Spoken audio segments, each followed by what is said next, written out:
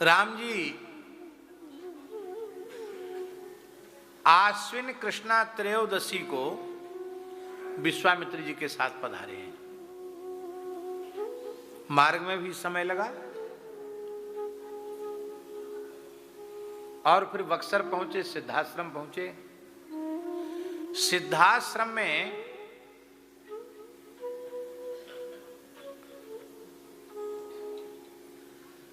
महर्षि विश्वामित्र जी ने यज्ञ की दीक्षा ली।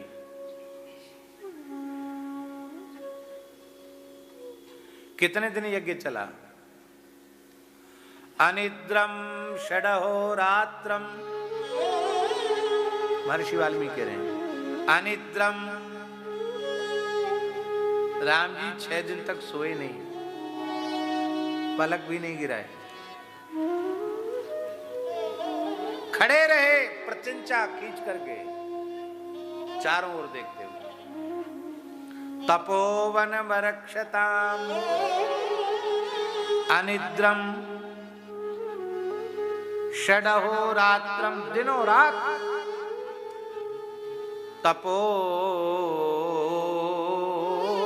वरक्षतम।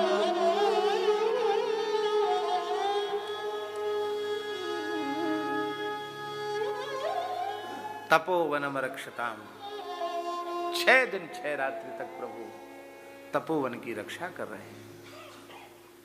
अहर्निश, न खाना न सोना न शरीर की अन्य कोई क्रिया, और यज्ञ भी लगातार चल रहा है। विश्वामित्राध्वरे येन, और जब छठा दिन आया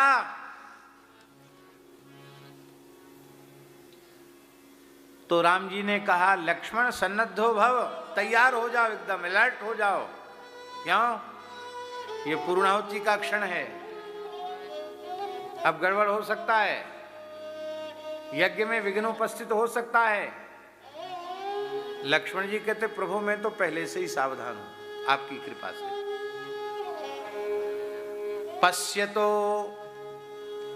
लक्ष्मणस्यैव, लक्ष्मण जी ने कहा प्रभु ये क्या हो गया? कुआर का महीना है और ये नवरात्रि में यज्ञ चल रहा था गुरु जी। हाँ, आश्विन नवरात्रि में यज्ञ चल रहा था।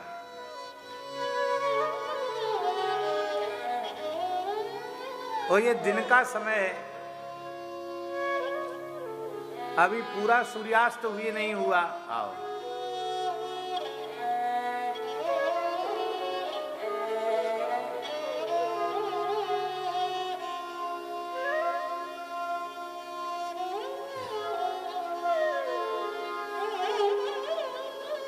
और ये इतनी भयंकर काली काली घटा गिरकर कहां से आ गई? राम जी बोले लक्ष्मण ये काली घटा नहीं है, ये निश्चर समूह है, इनका सेनापति सुबाहु है, इनका मुखिया मारीच है। सुबाहु को हम नष्ट कर देते हैं, मारीच से काम लेना है।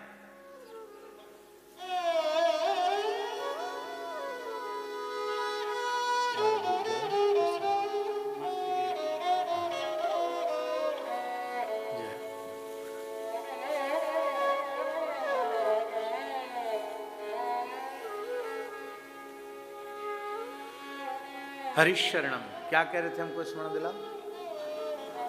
हाँ, बिना फर के बाण से 100 योजन दूर मारीच को प्रभु ने फेंक दिया,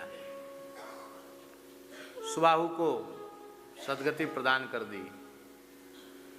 अब सेना में जो असुर थे, पश्यतो माने लक्ष्मण जी के देखते देखते मारीच को 100 योजन दूर फेंक दिया और सुबाहु को भस्म कर दिया। अब बची क्या? मुखिया तो गए, एक को दूर उड़ा के फेंक दिया और एक को भस्म कर दिया, नष्ट कर दिया। अब बचे राक्षस। कितने राक्षस थे? गिनती वाल्मीकि में नहीं लिखी है, भागवत जी में भी नहीं लिखी। मारीचाद्याः निशाचरा बहुवचन है।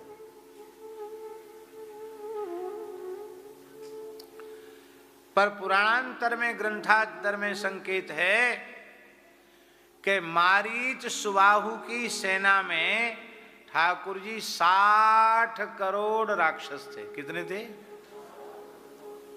60 करोड़ राक्षस थे। राम जी ने कहा मुखियाओं की तो खबर हमने ले ली, अब बचे खुचे को तुम देख लो। लक्ष्मण जी ने उन 60 करोड़ को ठाकुर जी एक निमिष में, पलक गिराने का समय, इतने में उन 60 करोड़ को आग्नेयास्त्र से भस्म किया और वायव्यास्त्र से उनकी भस्म उड़ाकर गंगा सागर पहुंचा दी। बाद में 80 चैन और सब गंगा जी में डाला जाता है ना शरीर का। बोले राम जी का दर्शन तो कर ही लिया, इनको गंगा सागर मिल जाए। ऐसा क्यों किया भाई? 60 करोड़ कोई कम संख्या तो नहीं है। जल के उनकी राख वाख सब गिरती यज्ञ में, तो यज्ञ फिर दूषित हो जाता। इसलिए आकाश में ही जलाकर और वायव्यास्त्र से उड़ाकर उनको पहुंचा दिया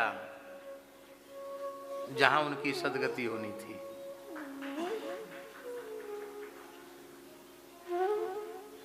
और वो काली छाया खत्म, पता नहीं कहां चले गए। ये काम किसने किया?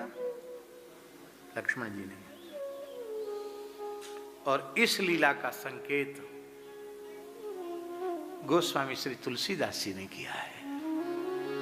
जग महु सखा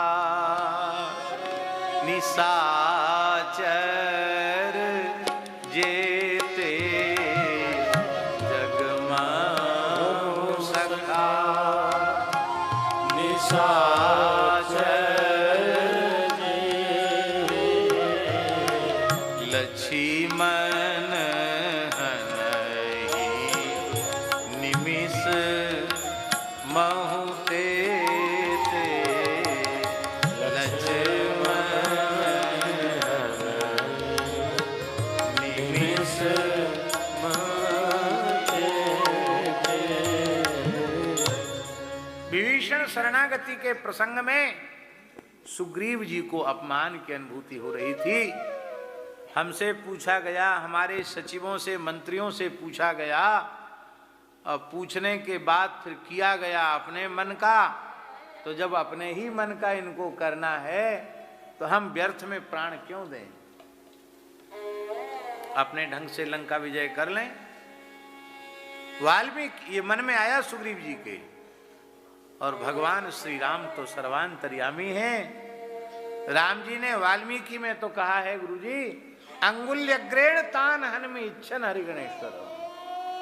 धनुष बाण की जरूरत नहीं है, तुम्हारी सहायता की आवश्यकता नहीं है, लक्ष्मण जी के भी सहयोग की अपेक्षा नहीं है।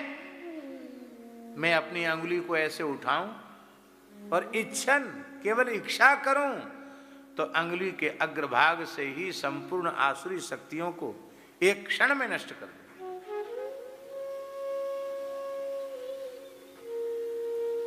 और यहां कहा ना हमको कुछ करने की जरूरत, ना धनुष्वाण छूने की जरूरत, ना तुम्हारी जरूरत। तब कैसे होगा? बोले लक्ष्मण नहीं निमिष महुते ते। क्यों? बोले हम इनका पूर्व प्रयोग देख चुके हैं। मारीचाद्या निशाचरा पश्यतो लक्ष्मणस्यैव हतार्नैर्ऋतपुंगवा। ये भगवान श्री राम का यज्ञ रक्षण है। तो हम यज्ञ की बात कह रहे थे, उसमें महर्षि विश्वामित्र कहते हैं कि आपने तो निर्णय सुना दिया। पहले तो कहते थे सब कुछ दे दूंगा, आप जो कहोगे सो। अब कहते नैव दास्यामि पुत्रकम, तो देखो तुम राम जी को जानते नहीं। कहा हमारा पुत्र हम नहीं जानते, आप पहली बार आए हो, पहली बार देखा, आप जानते? बोले हाँ, हमने न भी देखा हो तो भी हम जानते हैं ये राम जी कौन है। बड़ा प्यारा श्लोक है आचार्य जी वाल्मीकि का। अहम वेद्मि महात्मानं रामं सत्य पराक्रमं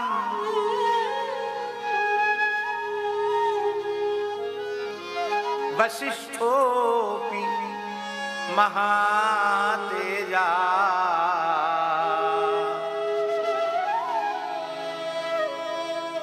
ये चान्ये ऋषिपुंगवा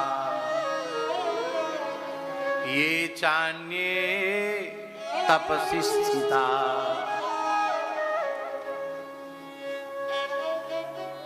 महात्मा सत्य पराक्रम श्री राम को मैं जानता हूं। इसका आशय यह है कि जितना मैं जानता हूं उतना तुम नहीं जानते हो। तुम इतना ही जानते हो मेरे पुत्र हैं, पर मैं और बहुत कुछ भी जानता हूं कि ये कौन है। बोले आप जानो चाहे मत जानो, हम नहीं देंगे। भाई आपको तो जरूरत है, आप लेने आए हो तो आप कहोगे कि हम जानते हैं।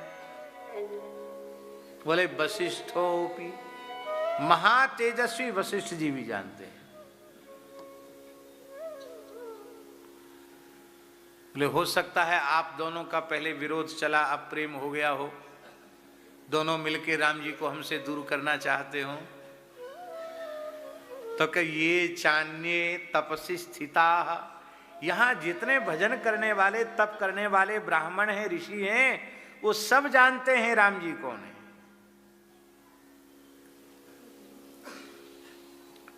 तुम कह जरूर रहे हो कि हम राम जी तुमको नहीं देंगे, पर सच्ची बात यह है कि तुम कोशिश करके, प्रयत्न करके, संपूर्ण शक्ति लगा करके भी राम जी को अपने पास रख नहीं पाओगे। क्यों? बोले इसलिए नहीं रख पाओगे कि तुम राम जी को नहीं जानते। सत्य पराक्रमम, अब तुमने प्रतिज्ञा की है, सत्य प्रतिज्ञा की है कि जो मांगोगे वो दूंगा, और अब उससे तुम पीछे हट रहे हो। इसका मतलब तुम अपने सत्य का त्याग कर रहे हो, तुम अपने धर्म का त्याग कर रहे हो। तो धर्म विग्रह श्री राम, सत्य स्वरूप श्री राम, ये वस्तुतः सत्य का त्याग नहीं, धर्म विग्रह सत्य स्वरूप श्री राम का त्याग है। इसलिए राम जी तुम्हारे पास नहीं रहेंगे, इसलिए दे दो। और दूसरी बात यह है कि तुम सोचते हो कि केवल मेरी गोद में खेलने के लिए राम जी आए हैं, सो नहीं आए हैं। ये यज्ञ से प्रकट हुए हैं। यज्ञो वै विष्णु, यज्ञ साक्षात भगवान का स्वरूप है। वे स्वयं यज्ञ स्वरूप हैं, यज्ञ से समुद्भूत हैं, और यज्ञ रक्षण के लिए ही इनका अवतार हुआ है।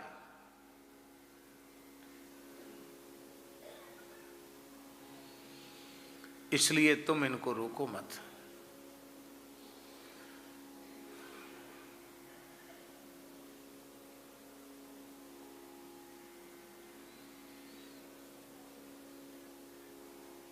विश्वामित्र जी के इतना समझाने के बाद भी दशरथ जी देने के लिए तैयार।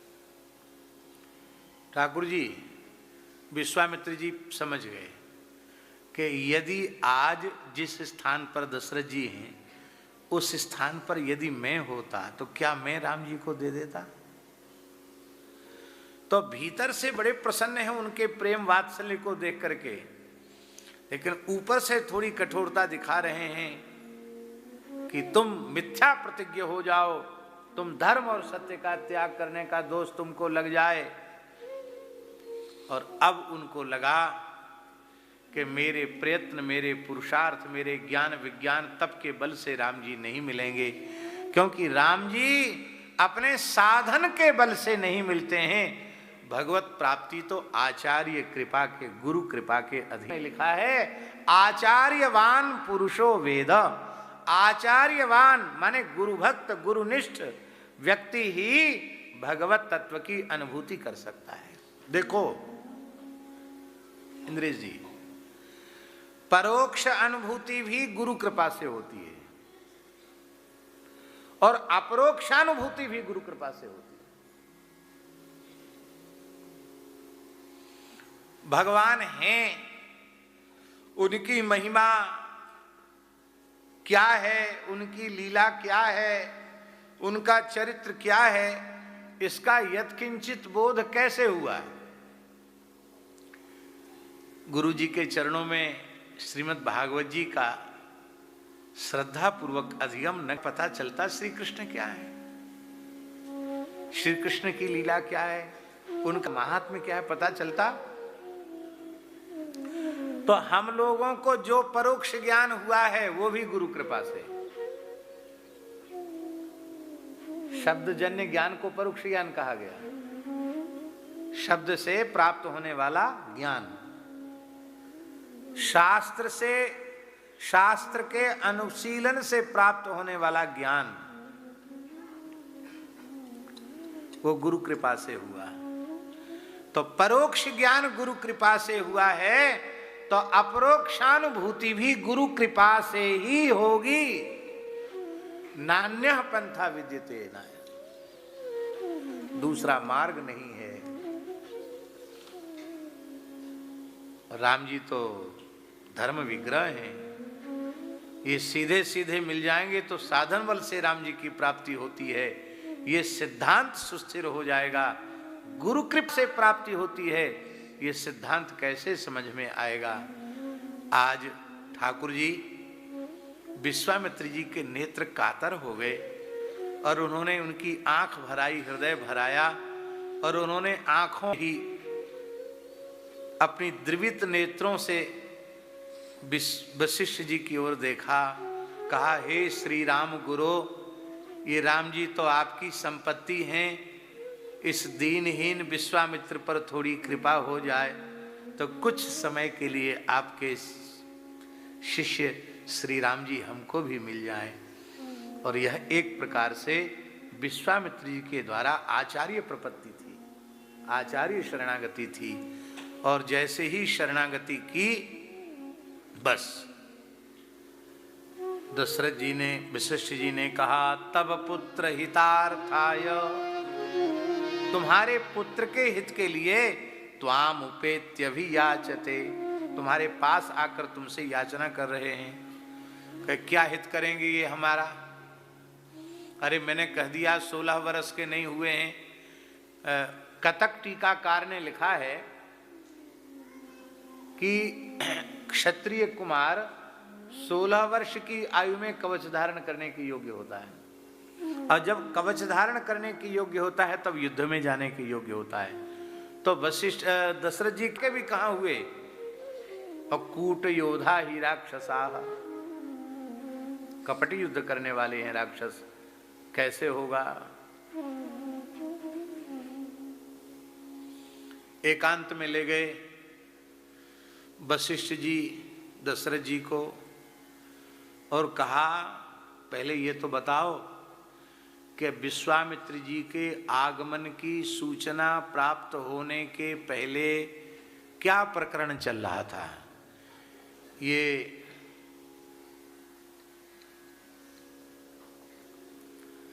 आपातकालीन बैठक,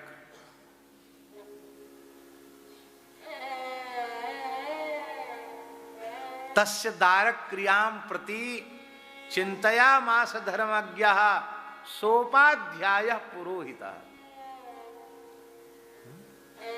किस विषय को लेकर गोष्ठी हो रही थी? इसीलिए हो रही थी कि माताएं बार बार कह रही हैं तुमको चिंता नहीं है, चारों लाला के लिए बहू तो देख लो। अरे राम जी के लिए बहू तो देखो, तुम्हें चिंता नहीं है। बोले गुरुजी वो चर्चा ही कहाँ हो पाई, अभी तो मंगलाचरण ही हुआ था, किसी बीच में सूचना आ गई कि महाराज खड़े हैं, तो चर्चा आरंभ कहां हो पाई। वशिष्ठ जी ने कहा, हे राजर्षे, आप वात्सल्य भाव के कारण इतने अधीर क्यों हो रहे हैं। संत कभी समस्या बनकर नहीं आते, संत सदा समाधान बनकर आते हैं।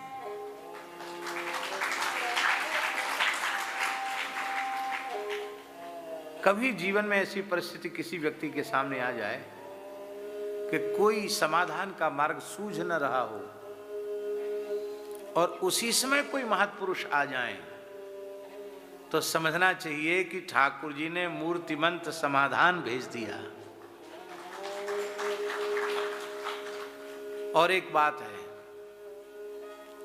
श्री रमन रेती वाले महाराज जी कहते हैं, महात्मा और मुसीबत, ठाकुर जी, महात्मा और मुसीबत इनकी एक ही राशि है, ये बता के नहीं आते।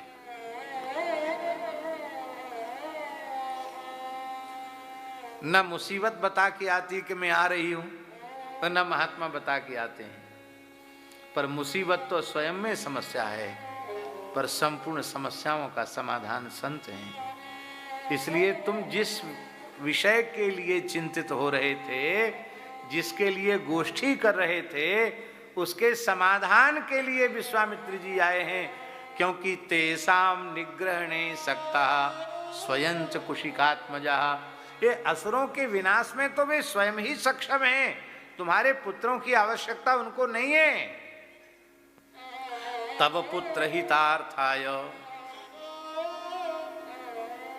गोविंदराज स्वामी लिख रहे हैं, दाक्षिणात्याचार्य भूषण टीकाकार, तब पुत्र हितार्थाय विवाहादि हित संपादनार्थाय, विवाहादि लिख रहे हैं। हाँ, तुम ब्याह के लिए चिंता कर रहे थे, इनके साथ भेज दोगे तो ब्याह हो जाएगा।